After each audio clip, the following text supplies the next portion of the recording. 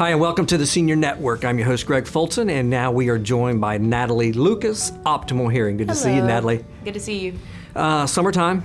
Yes, it's here. You've got a tan. You've been out there. I've been working on it. It's been gorgeous. The spring was great here in Hilton. We had a beautiful spring, and it's time to get hot now. Well, it was a great point. We're all out at the ocean now, at the water. Yep. And you had mentioned earlier, let's talk about the safety of your hearing aids, right? Hearing aids are very, very waterproof, or I should say water resistant. Right. But they're not waterproof.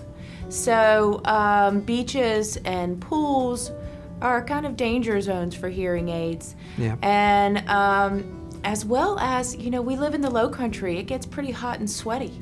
Sweat can be a problem for hearing aids too. So there are desiccants out there, things that pull moisture out of hearing aids that people can get, which I always recommend to people that live here during the summertime.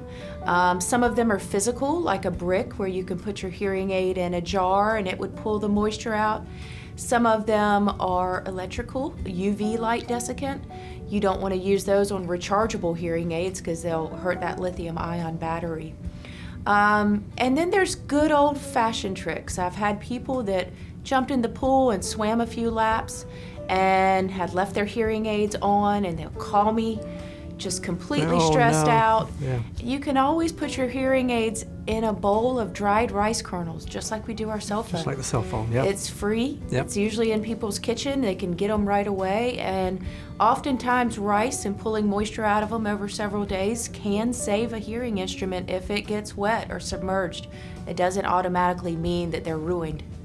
And you've talked about in the past, there's so many obviously different types. So I'm assuming it's pretty much across the board that they're not waterproof, right? No, and there are other danger zones besides pools and ocean. Doing yard work in hearing aids, you're sweating profusely, you're wiping your face, you're bending over. If you plant them with the tomatoes, they're not going to come up with the tomatoes.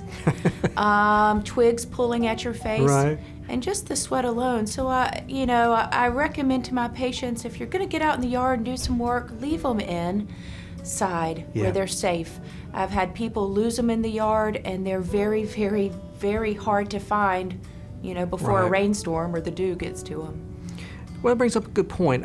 There are obviously different types, but I'm assuming most all of them are fairly easy to get in and out, correct? I mean, as far as putting... Yes, there's only one type out there that is inserted by a professional and needs to stay in the air. And that stays in, right? Most every other type of hearing aid you can take off and put on as needed. So, a gentleman told me once he kept sweating out the microphones of his hearing aid, and turns out he was working under his car. He was a car buff.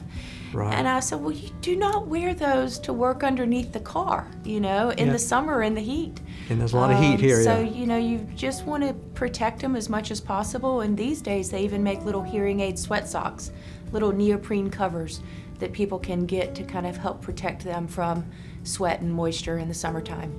Very interesting. Is there additional cost for this, like you're talking about the cover for them?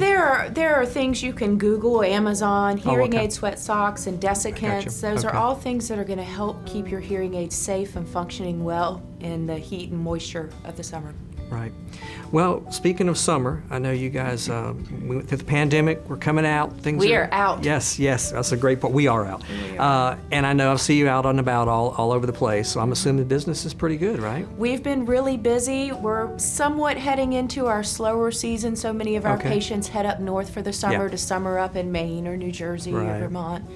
And so we tend to slow down a little bit in the summer, but that just means it's easier to get in and get an appointment if you are interested in coming and having your hearing tested. Right.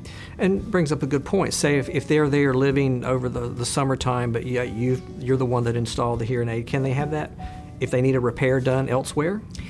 Or would they need to come back? People could take their hearing aids elsewhere if they need to in the summertime, but a lot of my patients simply call me if they're having a problem from up north. I've had people overnight me their hearing aids. We'll fix them and send them back. Okay. Talk through it over the phone, but you can always go somewhere in the local area if you're having a problem. But they have access to you no matter where they are. Always. Awesome. Natalie, great information as usual. You. Thank you so much for joining us today, okay? Absolutely. Thank you. We will be right back on the Senior Network.